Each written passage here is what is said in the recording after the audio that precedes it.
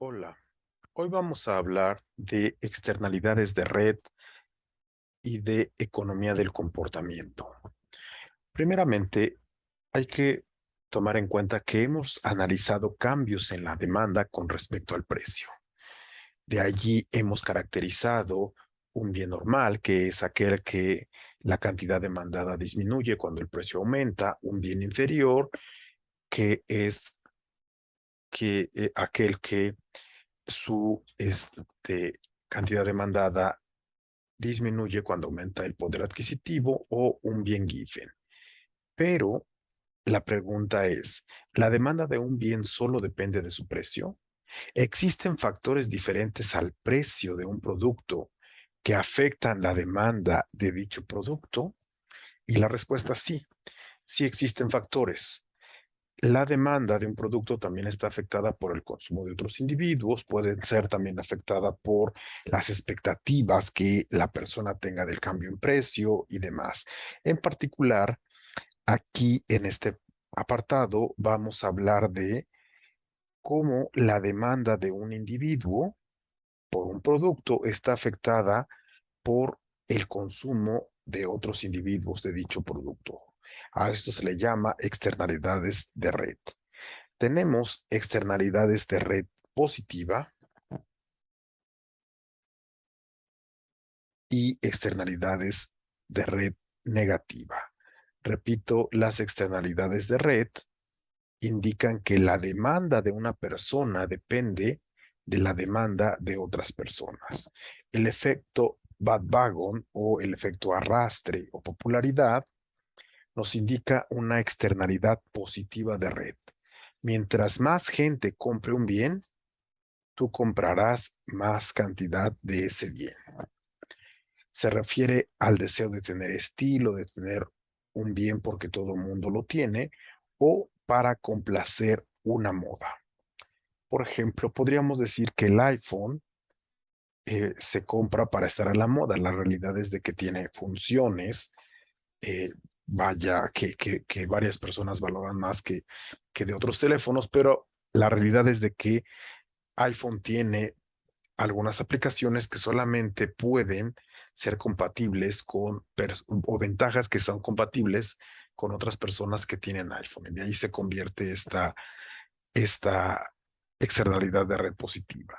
Se busca crear este efecto, es un objetivo primordial de la mercadotecnia. Puede ser la clave del éxito al vender ropa o algún producto. Algo importante es que la demanda del mercado es más elástica que la curva de demanda real y los vendedores establecen precios menores. Un ejemplo sería algún sistema operativo o en ello que haya más software disponible.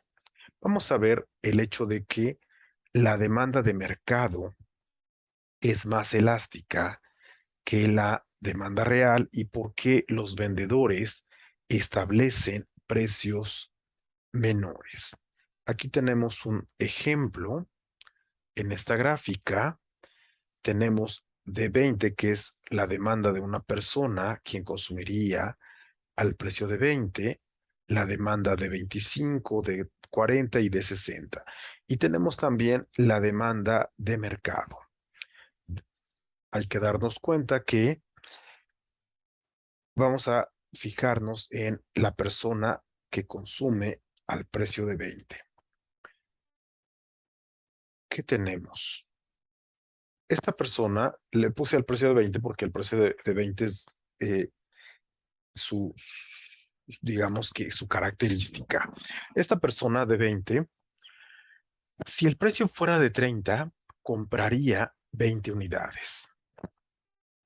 Cuando el precio disminuye a 15, esta persona, por su propia demanda, únicamente compraría 25 unidades, que sería el efecto precio. Si hubo una disminución y comprarías un poco más de unidades de ese bien, pero por el efecto arrastre, esta persona no solo comprará 25 unidades, sino que comprará 40.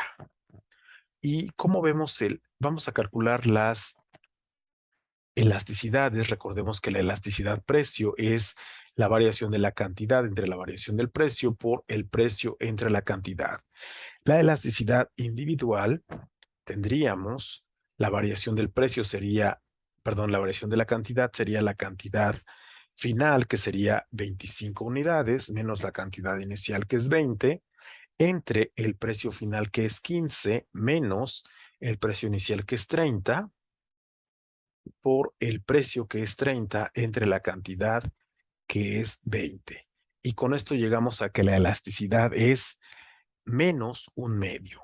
Si el precio aumenta en 1%, la cantidad demandada cae en 0,5% y viceversa.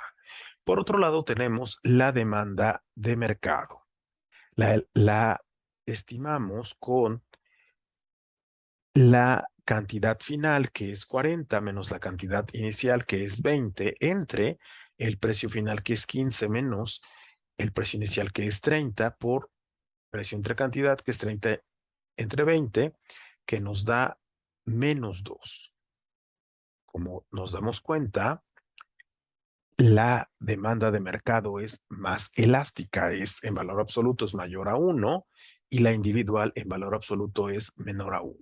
¿Qué quiere decir? Si el precio aumenta en 1%, la cantidad disminuye en 2%, pero si el precio disminuye en 1%, la cantidad demandada aumenta en 2%. Es por eso que los vendedores venden a precios menores, disminuyen un poquito el precio y la demanda aumenta en más que el 1%, y esto hace que aumenten los ingresos de estos vendedores.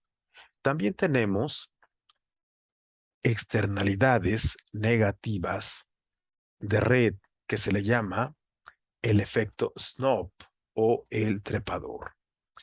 Y aquí una externalidad negativa de red: cuando otros compran un bien, tú no lo compras, se refiere a poseer un bien único o exclusivo, lo que da un valor de prestigio o estatus que resulta de que muy poca gente tiene un bien parecido.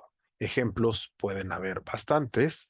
Les pido por favor que piensen en bienes que se consumirían por una externalidad positiva, o bienes que estarían influenciados por una externalidad negativa. En este caso, la demanda de mercado es más inelástica que la curva de demanda real. Cuando hay un efecto Snob, los vendedores establecen precios más altos. Ejemplos pueden ser la ropa de diseñador, piezas raras de arte, carros deportivos diseñados especialmente. De cualquier manera, el efecto Snob se busca ser especial. Es un modo de decir, todos lo tienen, entonces yo no lo quiero. Es muy popular. Y en esta gráfica tenemos igual, por ejemplo, para este individuo, eh, al precio de 30,000, consumiría 20 unidades del bien X. Al precio de 15,000 consumiría 85. Su poder adquisitivo le da para consumir 85, pero decide consumir solo 40, porque si consume 85, muchas personas tendrían ese bien y él sería muy, pues igual que todos los demás. Entonces, el efecto puro es pasar de 20 a 85, pero el efecto Snob es el que te lleva a reducir tu consumo para no parecerte a los demás. Por favor, piensen en bienes que los cuales su consumo esté afectado por un efecto negativo de red. Y tenemos la economía del comportamiento. ¿Qué entendemos por economía del comportamiento? Veamos que hemos revisado a lo largo de lo que va del curso que la conducta maximizadora de los consumidores se basa en que estos tienen preferencias racionales, las cuales son completas y transitivas. Es decir, cuando las preferencias son completas y transitivas, se dice que son racionales y en ello nos ayudan a elegir la canasta más preferida. Si eres capaz de elegir a la canasta más preferida, eres racional. Pero la pregunta es, ¿los consumidores son o somos racionales en términos económicos? ¿Sí tenemos siempre preferencias completas y transitivas? ¿Siempre podemos elegir a la canasta más preferida?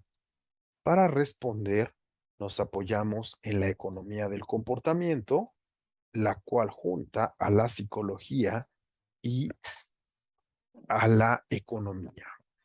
Y de ahí se dice que, por ejemplo, no es lo mismo un consumidor enamorado que un consumidor con el corazón roto. En cualquiera de estas situaciones, el individuo tomará diferentes decisiones que podrían caracterizarse como irracionales.